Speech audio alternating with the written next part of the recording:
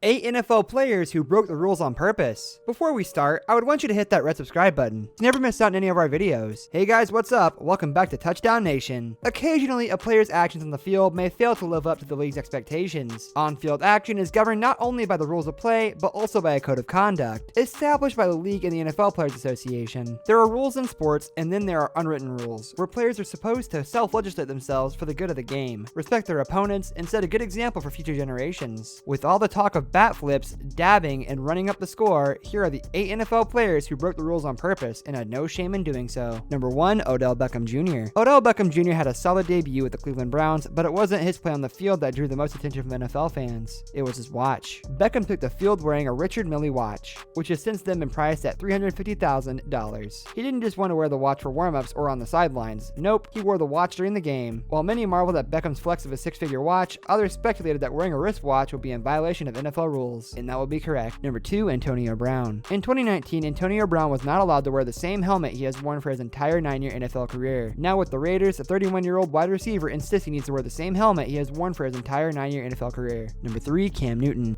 Cameron Jarrell Newton.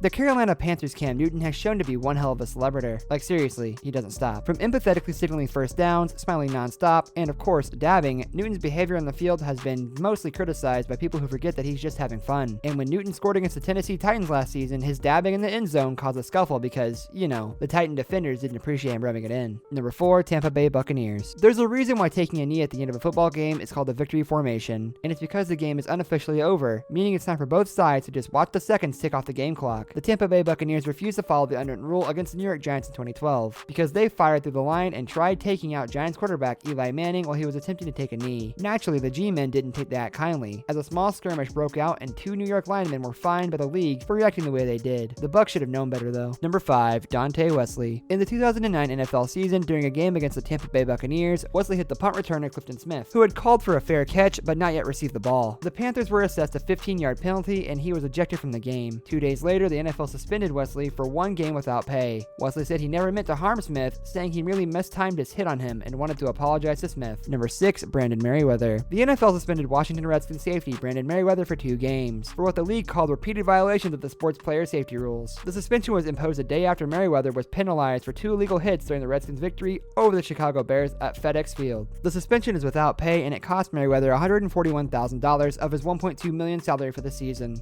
The NFL said in its unwritten announcement that it was suspending Merriweather for repeat violations this season of NFL safety rules, prohibiting hits to the head and neck area of defenseless players. Number 7, Demetri Patterson. Patterson was suspended for the rest of the preseason after he left the team, according to the Jets, and went missing before the preseason game against the Giants without speaking to anyone in the organization. Patterson was at meetings, a walkthrough, and the pregame meal, but didn't show for the game at MetLife Stadium. General manager John Idzik said that Patterson gave the Jets no warning he would leave the team, and didn't speak to anyone directly until he met with Idzik and coach Rex Ryan at the training facility. Number 8, Ike Enemkpali. The NFL suspended Bills linebacker Ike Enemkpali 4 games for punching and breaking the jaw of Jets quarterback Geno Smith while a member of the team, according to the Associated Press. Enemkpali is suspended without pay for the first 4 seasons of the season for violating the league's personal conduct policy. He's a member of Buffalo's practice squad after being released as a part of Buffalo's roster cuts. He played 3 preseason games with Buffalo after being released by the Jets in the wake of the locker room incident with Smith. Enemkpali's athlete representation announced that he will not appeal the suspension as he did that on purpose. This brings us to the end of our video. I hope you enjoyed it. Hit like if you did, and don't forget to subscribe to our channel so you don't miss out on any of our videos in the future. Also, watch the 2 videos that are on your screen because I'm sure you'll love them. With that, I'll see you in the next video.